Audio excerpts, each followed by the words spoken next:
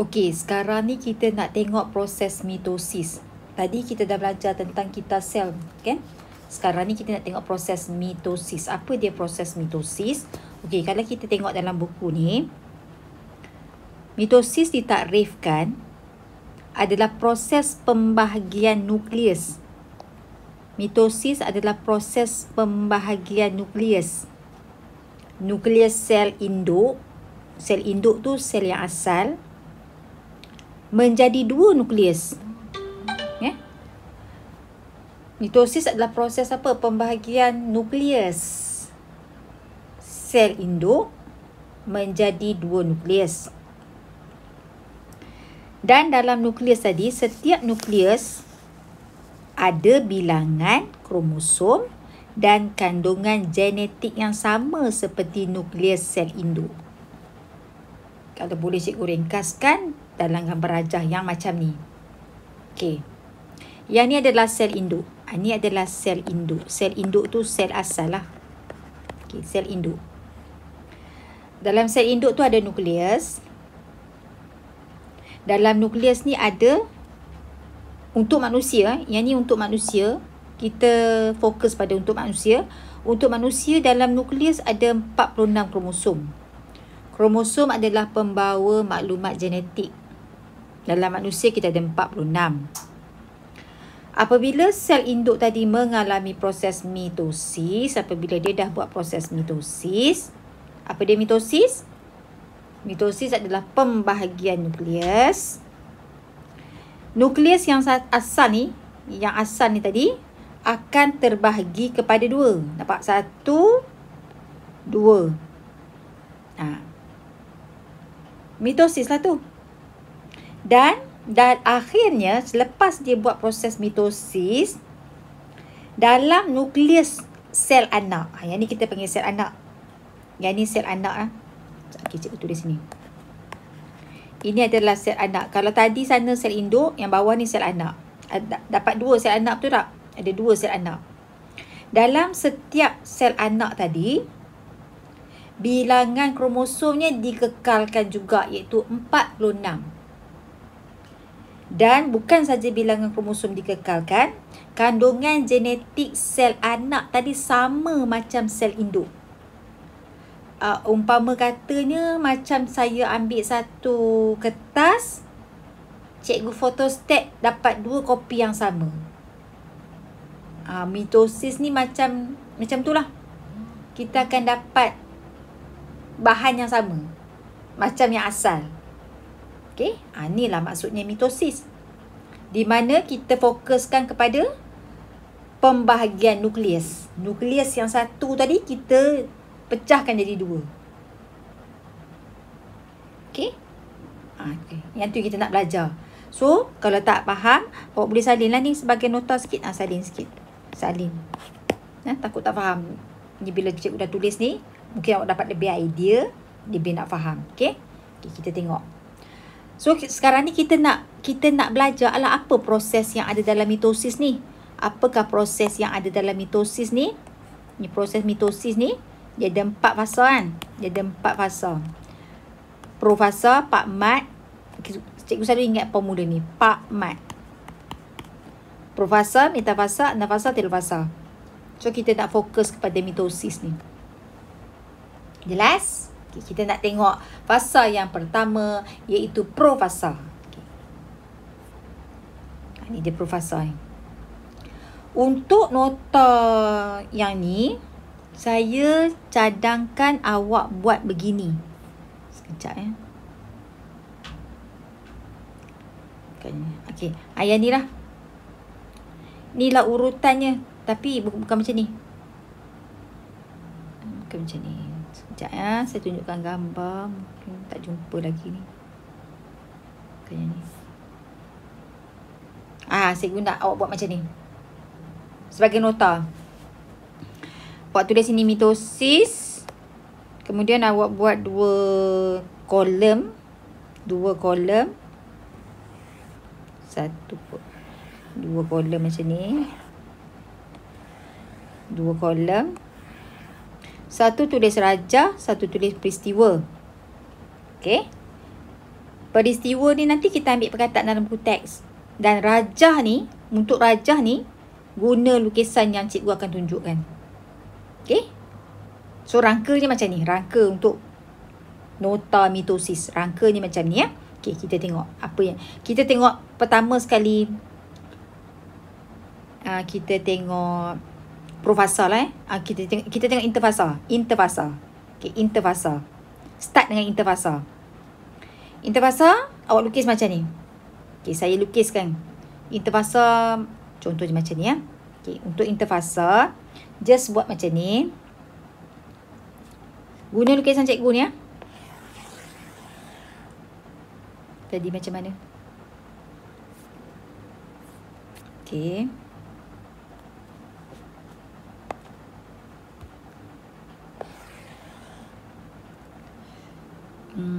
Dia kromosomnya dalam bentuk berbenang-berbenang halus.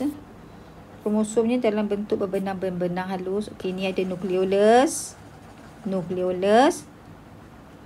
Sekejap. Label kan? Semua lukisan mesti berlabel. Nukleolus. Yang ni adalah nukleus. Okey. Kita hanya fokus pada nukleus saja ya.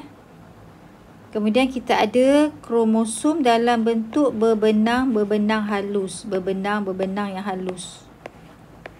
Bilangan dia berapa? Buatlah macam cacing rawit ni. Ini adalah kromosom. Kromosom dalam bentuk kromatin. Kromatin ni maksudnya berbenang halus. Okey, yang ni adalah peringkat interfasa. Okey. Okey, awak lukis kat sini. Satu lagi lupa. Kat sini. Ni awak buat macam silinder ni. Buat 4 macam ni. Ini adalah centriole. Okey. Gambar rajah ni, gambar ni awak salingkan kat sini. Okey. Gantikan dengan yang ni.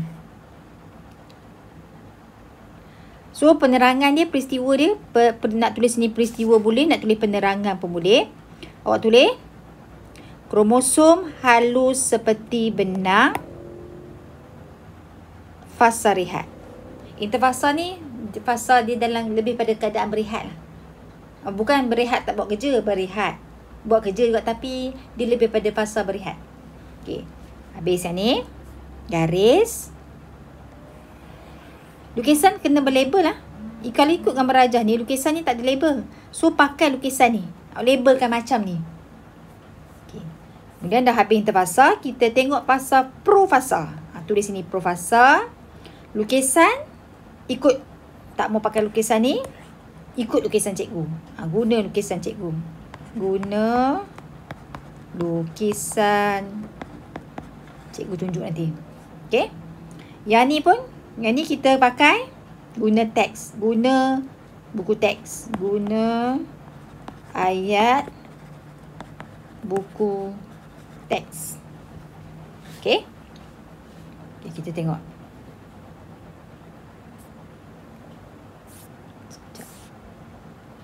Okey. Profasa. Gambarnya macam ni. Untuk profasa ni, saya nak awak lukis 2 gambar. Lukiskan 2 gambar. Okey.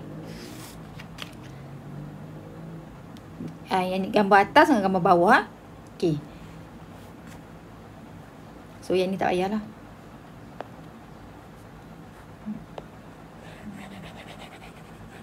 Okey, kita tengok yang pertama.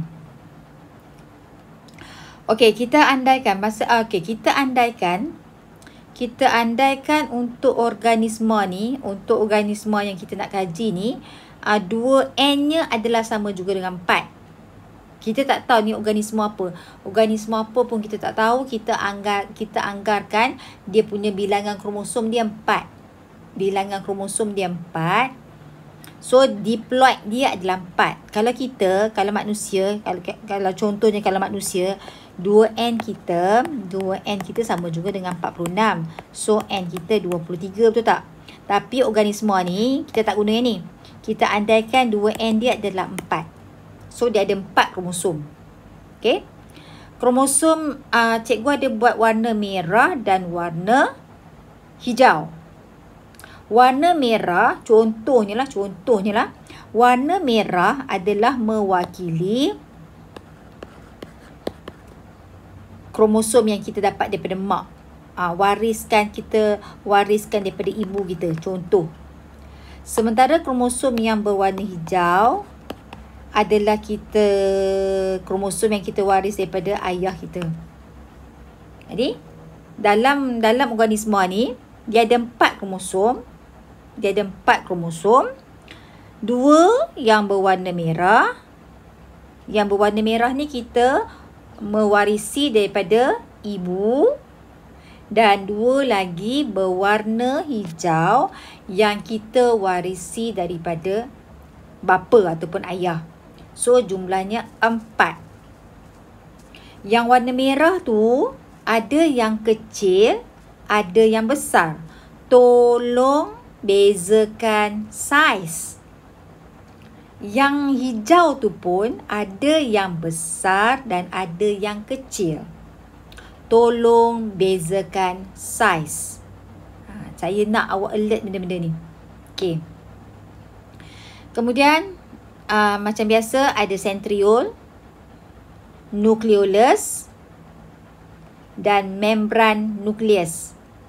Kat dalam tu nukleus. So dia punya sarung tu kita panggil membran nukleus. Ni adalah peringkat profesor. Di awal ni macam ni. Okey.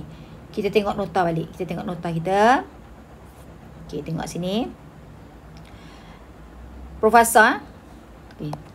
Tolong gariskan. Tolong salin balik dalam table yang cikgu suruh buat tadi tu. Perkataan yang cikgu gariskan warna hijau ni. So ambil perkataan warna hijau ni. Okey. Kromatin mula memendek. Pada masa profesor ni, kromatin yang macam cacing-cacing kerawit ni tadi, kan masa peringkat interfasa ni kan dia tadi macam cacing kerawit tadi. Kromatin tadi mula memendek dan menebal. Dia mula pendek dan dia tebal. Bila dia pendek, dia tebal, kalau kita tengok bawah mikroskop, dia nampak jelaslah kelihatan.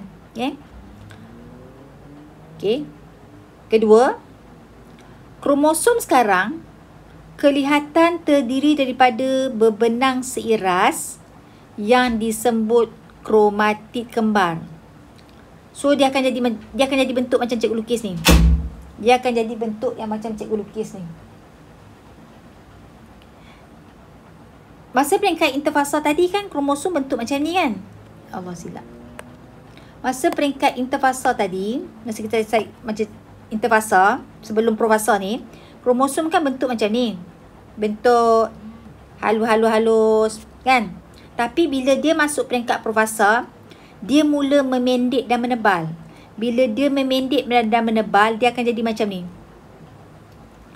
Dia akan jadi macam ni. Okey. Dia nampak lebih tebal dan pendek. Kemudian dia akan tukar jadi macam ni. Dia jadi 2 sayap. Dia akan jadi macam ni. Yang ni kita panggil bentuk kromatid kembar. Inilah kita panggil bentuk kromatid kembar. Tu cikgu buat ni. Kromatid kembar. Dia akan bertukar bentuk. Siapa yang tukar bentuk? Kromosom. Okey. Kromosom kelihatan sekarang masa peringkat profesor. Kromosom sudah kelihatan menjadi 2 berbenang seiras yang disebut kromatid kembar. Maksudnya benang sebelah sini sama dengan benang sebelah sini. Contohnya sama. Sebab tu kita kata kembar. Kedua-dua kromatid kembar tadi terikat di sentroma. So, yang ikat kromatid kembar tadi adalah sentroma. Pada masa ini, membran nukleus terurai. Nukleolus hilang, sentriol berpindah ke kutub yang bertentangan dan gentian gelendong mula terbentuk. Okey, macam ni. Kan? Okey, mula-mula macam ni. Ni peringkat yang pertama macam ni. Peringkat yang pertama macam cikgu tunjuk ni. Ni peringkat yang pertama. Ni peringkat yang pertama. Ni peringkat yang pertama. Kemudian kita tengok apa yang akan jadi seterusnya. Ni peringkat yang kedua. Dia akan jadi macam ni. Okey. Asal tadi kan ada membran nukleus. Sebelum ni kan ada membran nukleus. Kemudian membran nukleus tu akan hilang. Tengok. Gambar rajah yang kedua dah tak ada membran nukleus. Gambar rajah yang kedua ni dah tak ada membran nukleus. Dah hilang dah membran nukleus. Gambar rajah yang pertama tadi ada nukleolus. Tapi di akhir profasa, nukleolus dah hilang.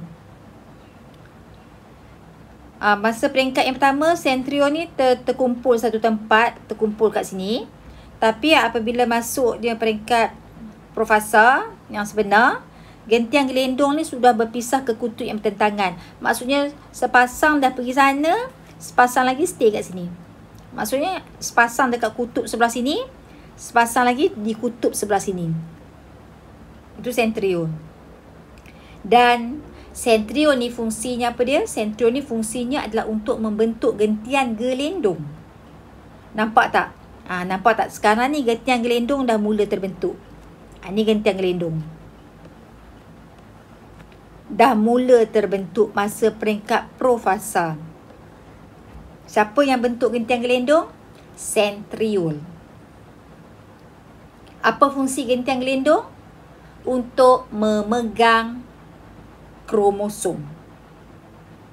Okey. Jadi untuk profasa, awak perlu lukis dua gambar. Okey. Jelas masa peringkat yang ni, masa yang peringkat ni, seperingkat yang ni, kromosomnya tak berubah lah. Kromosom tu stay macam tu juga. Okey.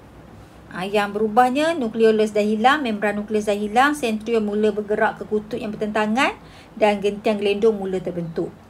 Okey, itu profasa. Okey. Jelas? So, apa ni gambar ni awak boleh abaikan lah ni.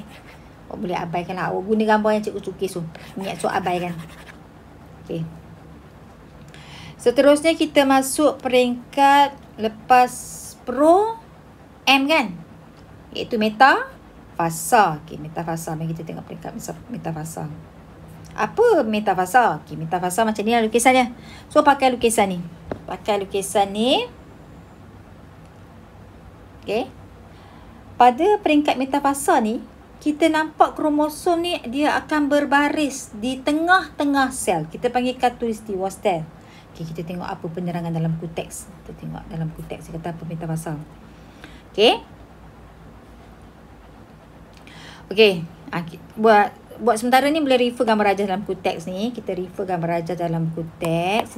Refer gambar rajah ni. Okey, sentriol berada di kutub sel yang bertentangan. Ni nampak sentriol ni? Sentriol ni kita buat bentuk macam silinder. Sentriol ni awak lukis bentuk macam silinder macam ni lah. Macam tu lah. Sentriol telah berada di bahagian kutub sel yang bertentangan. Sentriol dah pergi di bahagian kutub sel yang bertentangan.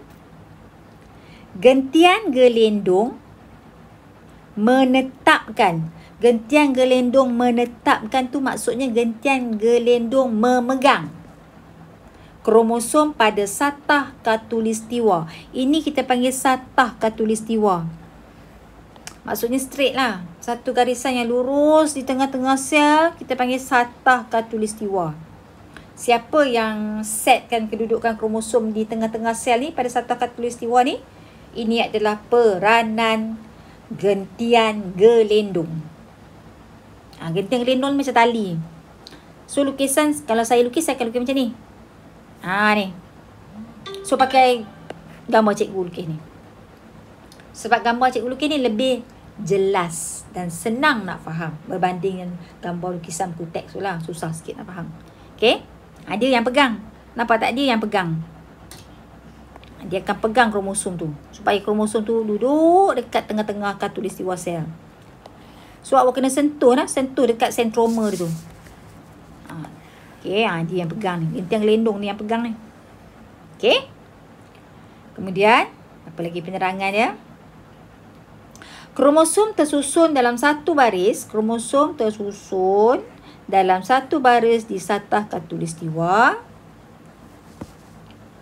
Okey, tersusun tu. Maksudnya metafasa. Kalau awak tengok bawah mikroskop, awak nampak bentuk kromosom yang macam tu tersusun kat tengah tu macam satu barisan tu. So awak tahu, okey, dia ni sedang dalam peringkat metafasa.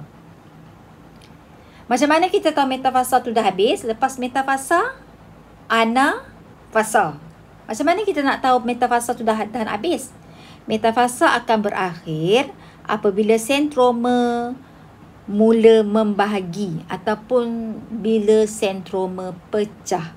Button yang ikat kromosom tu pecah, maksudnya metafasa dah nak habis. Okey?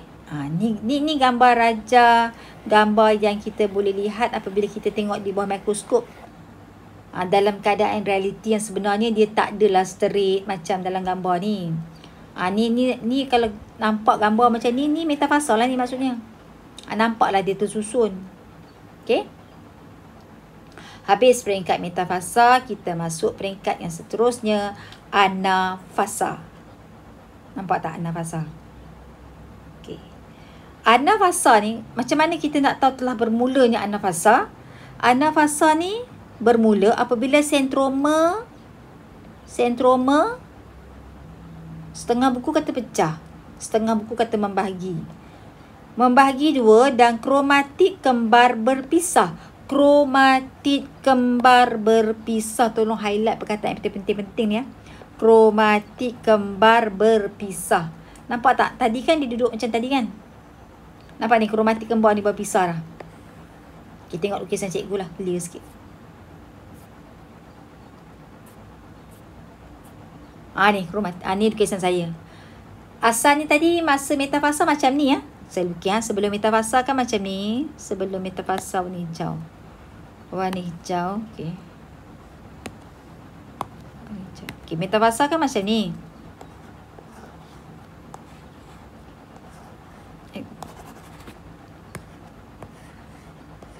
Metafasa kan macam ni. Bila dia pergi kepada anafasa, ni adalah metafasa. Bila dia jadi anafasa, dia akan jadi macam ni. Benda ni pecah, sentroma ni pecah. Ni sentroma button kat tengah ni pecah. Bila pecah, dia ni kan ada tali tarik dia kan, gentiang gelendong yang tarik dia ke sana kan. Satu gentiang gelendong tarik sebelah kiri, satu gentiang gelendong tarik sebelah kanan. So dia akan pecah, dia akan jadi macam ni lah. Bentuk dia macam tu. Yang ni tarik sebelah kanan, yang ni tarik sebelah kiri. Ke kiri, ke kanan. So jadilah gambar macam tu. Gambar macam cikgu tunjuk tu. Jelas? Yang ni gambar. Gambar yang awak perlu salin yang ni je lah. Gambar ni je lah. Gambar ni untuk penerangan. Untuk penerangan. Okey? Kita tengok balik nota kita. Sentroma. Okey, gentian gelendong. Okey, sentroma membahagi dua, sentroma pecah dan kromatik kembar berpisah. Cikgu ingatkan lagi sekali, mesti gunakan istilah yang betul. Kromatik kembar berpisah. Yang ni berpisah. Yang ni pun berpisah. Gentian gelendong memendek. Gentian gelendong tu jadi lebih pendek. Dia akan mengecut. Dan kromatik kembar tadi masing-masing ditarik ke kutub yang bertentangan. Kutub sel yang bertentangan. Kutub sebelah kiri tarik 1, 2, 3, 4. Kutub yang sebelah kanan tarik 1, 2, 3, 4. Tarik apa? Tarik kromatik kembar.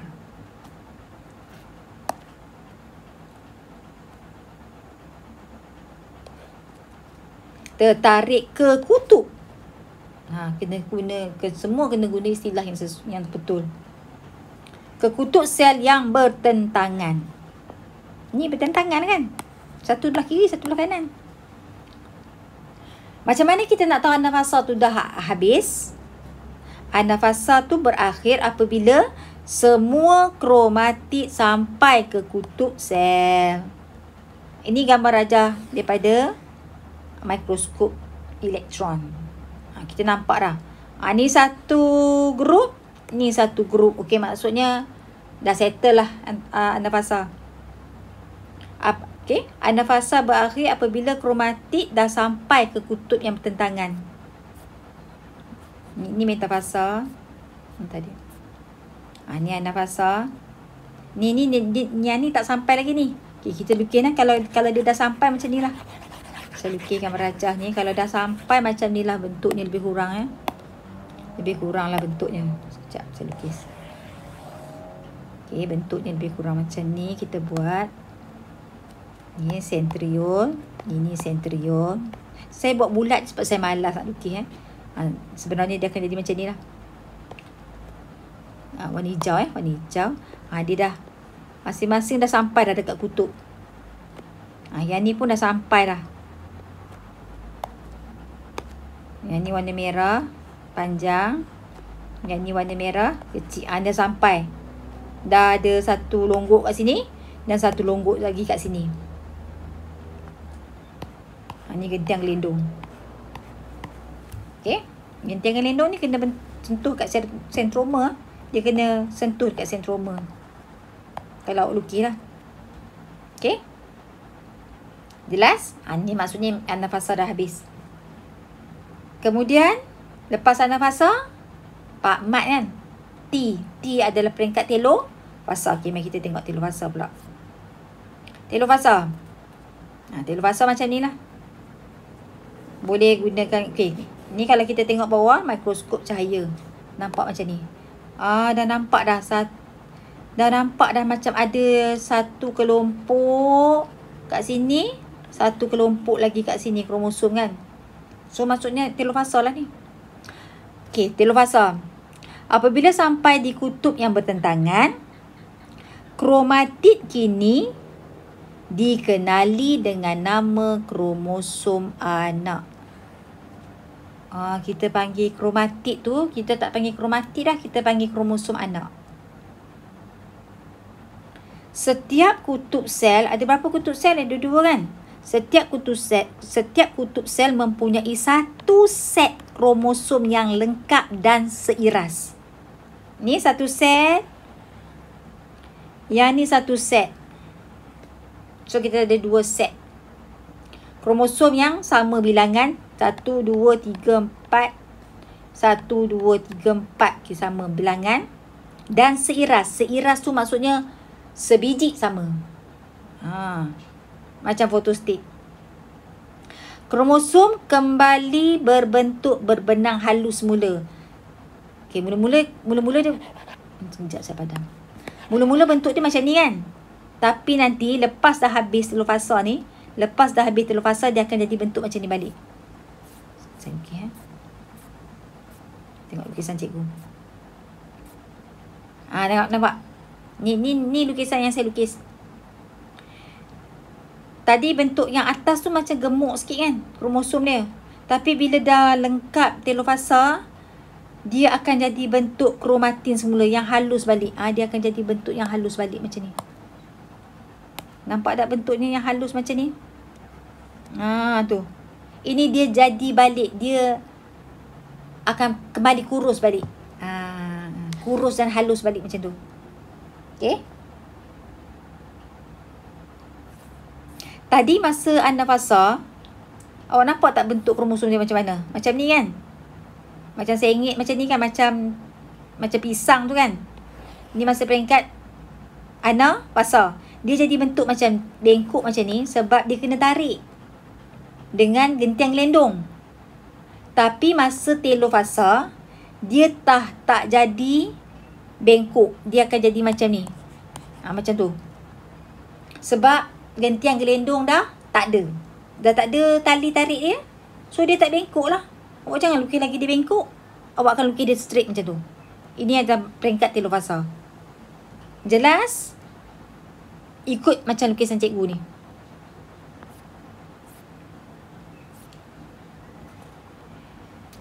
Kromosom berbentuk berbenang halus kromatin semula. Kalau kita nak mention benda tu halus semula, kita kata dia berbentuk kromatin semula. Halus kromatin semula. Nukleolus mula terbentuk. Tadi kan nukleolus hilang. Dah mula ada nukleolus. Gentiang gelendong tadi ada, dah tak ada. Membran nukleus tadi tu dah tak ada, sekarang dah ada, terbentuk baru.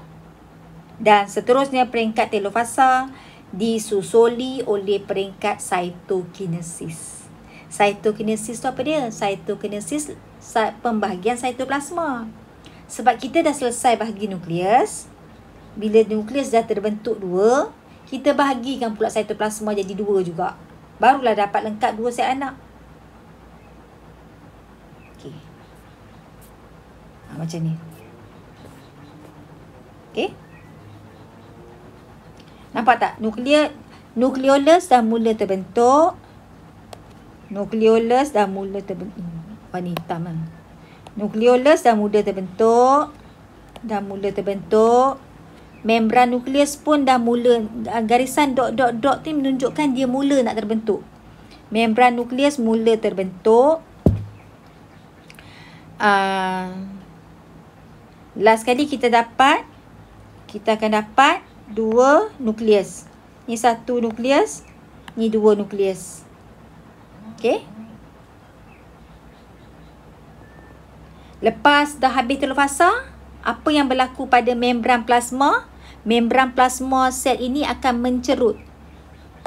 Membran plasma mencerut di bahagian tengah. Bila dah terbentuk 2 nukleus, dah nampak 2 biji nukleus dah terbentuk, membran plasma pun mulalah mencerut di bahagian tengah untuk membahagikan cytoplasma kepada 2 bahagian yang sama besar, sama banyak. Yang tu kita panggil cytokinesis. Lepas cytokinesis dah lengkap, dia mencerut dan akhirnya putus. Sehingga putus dan seterusnya kita dapatlah cytoplasma yang sama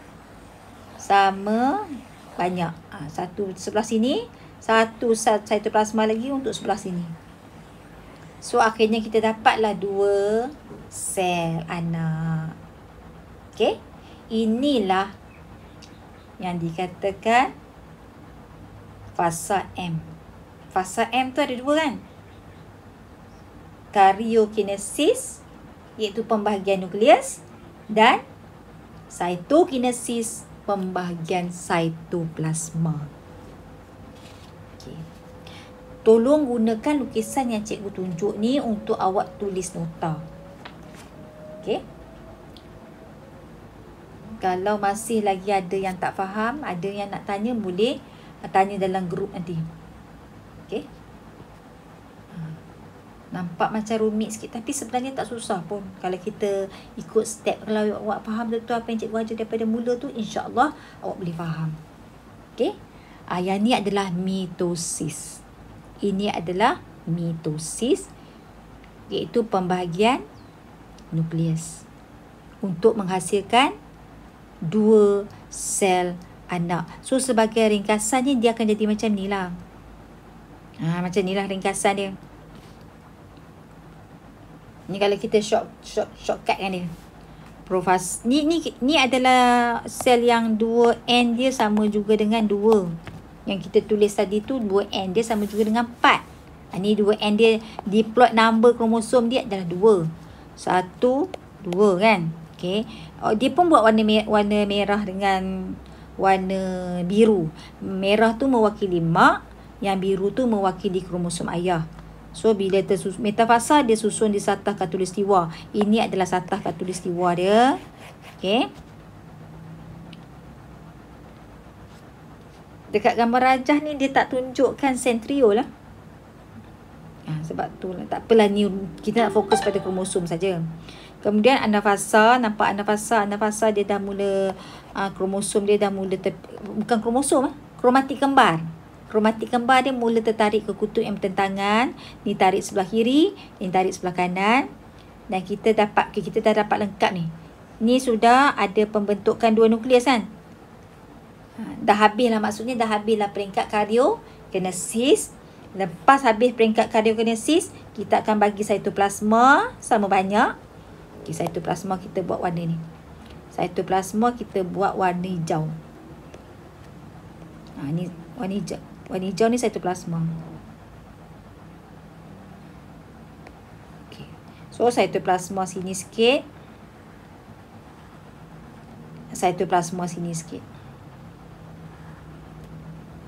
Okay. So, dua sel anak ni adalah sama. Sel anak ini, sel anak yang ni, okeylah, saya nak buat. Sel anak yang ni sama dengan sel anak yang ni, dan dua-dua sel anak ni akan sama seperti induk, sama seperti induk. Okey. Saya nak tunjukkan yang ni. Okey, yang ni adalah mitosis ni. Okey, mitosis 2N diploid. Bila dia buat mitosis, dua sel anak ni pun dapat diploid number juga. Kalau sini 46, yang ni pun bilangan kromosom dia 46, yang ni pun bilangan dia 46. Kalau 46 lah. Kalau sini diploid number dia 4, yang ni pun 4 kromosom, yang ni pun 4 kromosom. Okey. Lepas dah awak faham mitosis ni, nanti kita akan tengok sejenis lagi pembahagian sel yang seterusnya, iaitu meiosis. Okey, saya berhenti kat sini dulu.